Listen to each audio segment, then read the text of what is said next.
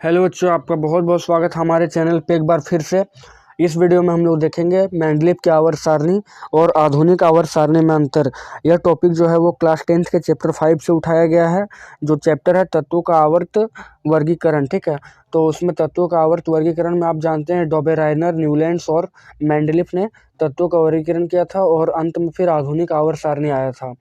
तो क्या है मेंडलीव की आवर्त सारणी और आधुनिक आवर्त सारणी, ये बहुत इंपॉर्टेंट टॉपिक था तो इसमें हम लोग पूरा अंतर देखने वाले हैं आज, मेंडलीव की आवर्त सारणी और आधुनिक आवर्त सारणी में अंतर। ठीक है, तो देखिए एक साइड में लिखा हुआ है मेंडलीव की आवर्त सारणी, बीच में आप लोग लाइन दे देंगे जब भी अंतर लिखेंगे, उसके बाद एक तरफ देंगे आधुनिक आवर्त सारणी।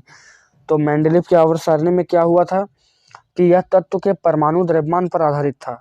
मेंडलीव का जो आवर्त सारणी है वो तत्व के परमाणु द्रव्यमान पर आधारित है, जबकि आधुनिक आवर्त सारणी जो था वो तत्व के परमाणु संख्या पर आधारित है। ठीक है, मेंडलीव ने तत्व के परमाणु द्रव्यमान पर आधारित अपने सारणी को कंप्लीट किया था और आधुनिक आवर्त सारणी जो था वो तत्व की परमाणु संख्या पर आधारित था। नेक्स्ट है मेंडलीव के आवर्त सारणी में अक्रिय गैस का कोई स्थान नहीं मिला था और आधुनिक आवर्त सारणी में अक्रिय गैसों को 18वें समूह में रखा गया। मेंडलीव के आवर्त सारणी में जो है कुल 6 आवर्त और 8 समूह हैं। मेंडलीव के आवर्त सारणी में 6 आवर्त और 8 समूह हैं, जबकि आधुनिक आवर्त सारणी में 7 आवर्त और 18 समूह है। ठीक है, तो ये काफ़ी बड़ा अंतर है।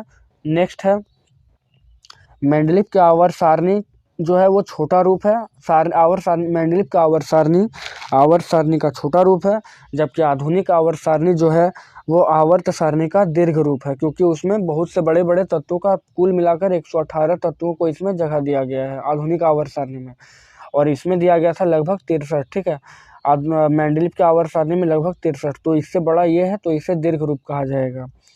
फिर मेंडलीव के आवर्त सारणी में तत्वों के समस्थानिकों को समूह में स्थान नहीं मिल सका था। ठीक है, मेंडलीव के आवर्त सारणी में तत्वों के समस्थानिकों को समूह में स्थान नहीं मिल सका था, जबकि आधुनिक आवर्त सारणी में तत्वों के समस्थानिकों को सारणी में उचित स्थान प्राप्त हुआ, क्योंकि उनके परमाणु क्रमांक एक समान होते हैं।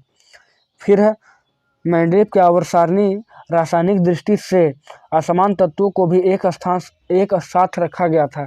मेंडलीव की आवर्त सारणी में रासायनिक दृष्टि से असमान तत्वों को भी एक साथ रखा गया था, जबकि आधुनिक आवर्त सारणी में रासायनिक दृष्टि से असमान तत्वों को अलग अलग वर्गों में स्थान दिया गया था।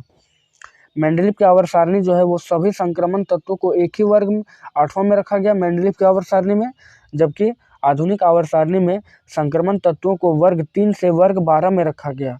ठीक है, तो मेंडलीव की आवर्त सारणी में क्या हुआ था, सभी संक्रमण तत्वों को एक ही वर्ग 8वां में रखा गया, जबकि आधुनिक आवर्त सारणी में संक्रमण तत्वों को वर्ग 3 से वर्ग 12 में रखा गया। तो आई होप कि वीडियो आपको बहुत ही अच्छा लगा होगा। ये बहुत ही इंपॉर्टेंट टॉपिक था, मेंडलीव की आवर्त सारणी और आधुनिक आवर्त सारणी में अंतर। तो चलिए मिलते हैं एक नेक्स्ट टॉपिक में, तब तक के लिए आपका बहुत बहुत धन्यवाद।